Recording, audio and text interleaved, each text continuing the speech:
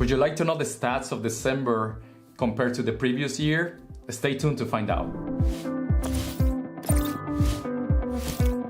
Hi there, my name is Cruz with Austin Board of Realty, and I help buyers and sellers achieve their homeownership goals. You know, in this channel, we bring news to you, we bring the latest statistics, we bring tips, how to navigate this market.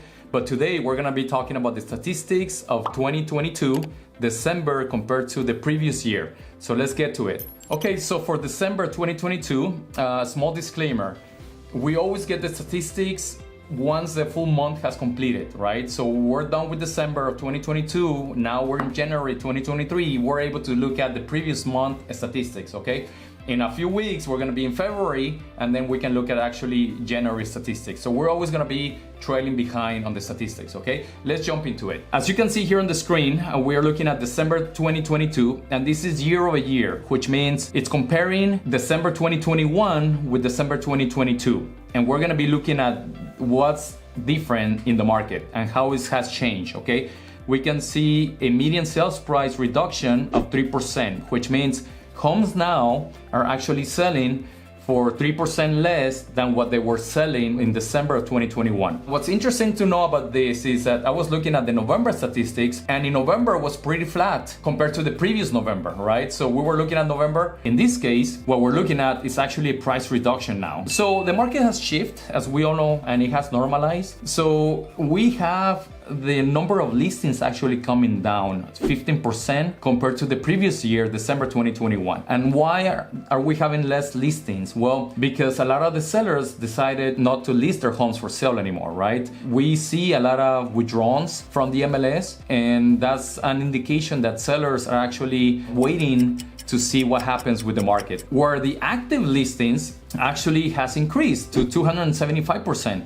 Now, what that means is that we have a lot of these leftover homes that didn't sell, and now they're still listed. So we see the number of days on the market increasing as well by 45 days to 73 days total. That's the average. Some homes are lasting longer, some homes are lasting fewer days. Because they're lasting longer on the market, we have all this residual of listings still active on the MLS. The months of inventory has increased from the previous year to 2.7 months of inventory.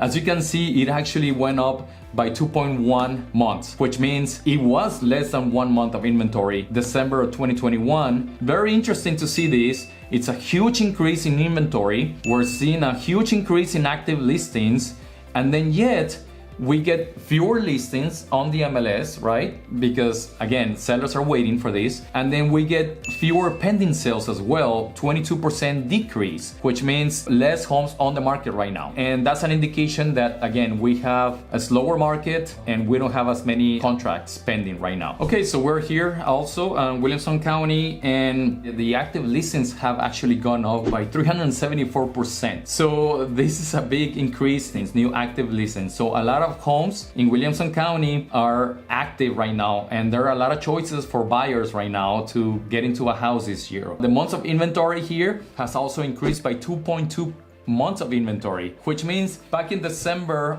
of 2021, it was probably around 0.5 months of inventory. And now we're looking at 2.7 months of inventory. A lot of choices right now for buyers to be able to get into a house. The months of inventory is much more balanced. The median sales price, it went down, it was pretty much flat, 0.4%, and the price per square feet is also, you know, a small change, less than 5% change. We got here Round Rock. I personally live in Round Rock, and it's one of my favorite markets. That's where I do most of my business. We see a pretty drastic median sales price reduction. So we're looking at 385. 500. Of course, the median price per square feet has also come down to 5.8%. The active listings, again, we see a lot of new active listings. In this case, it's 333%. The months of inventory was increased by 1.9 months of inventory. Now, days on the market here has gone up by 45 days, okay? Taylor, it's an interesting city as well, because here in this case, compared to, Round Rock, where we see a decrease, in Taylor, we're actually seeing an increase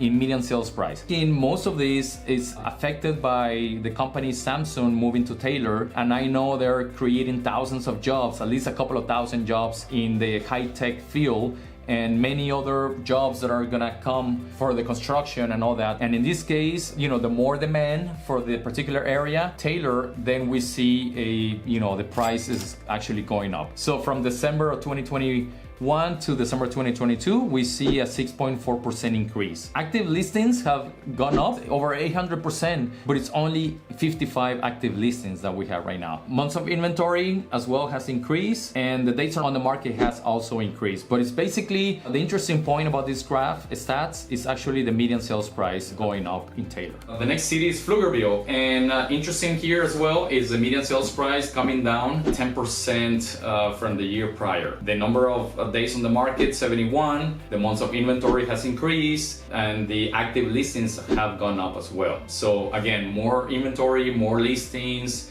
more days on the market, that causes a lot of price reductions and the median sales price to come down as well. In this case, Leander has actually gone up 5.9%. One of the reasons is, Leander has a lot of new construction going on. Lots of builders are building there. Prices are actually going up in Leander as well, a lot. Gero has come down almost 20%. And this is something I'm seeing with my clients right now, and so much more inventory as well. We see so many more new active listings. We see the months of inventory compared to the previous year has gone up as well. And we're seeing more sales, basically.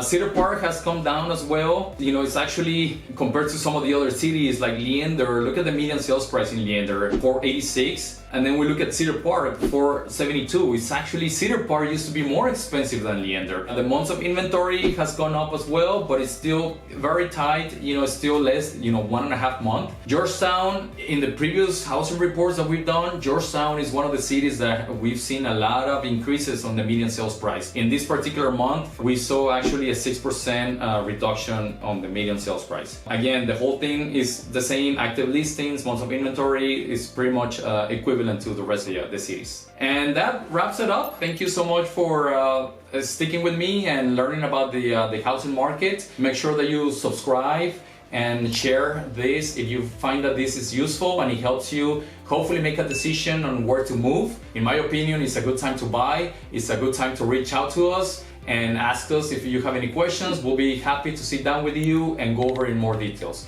Thanks for subscribing, thank you for sharing, and I'll see you on the next month.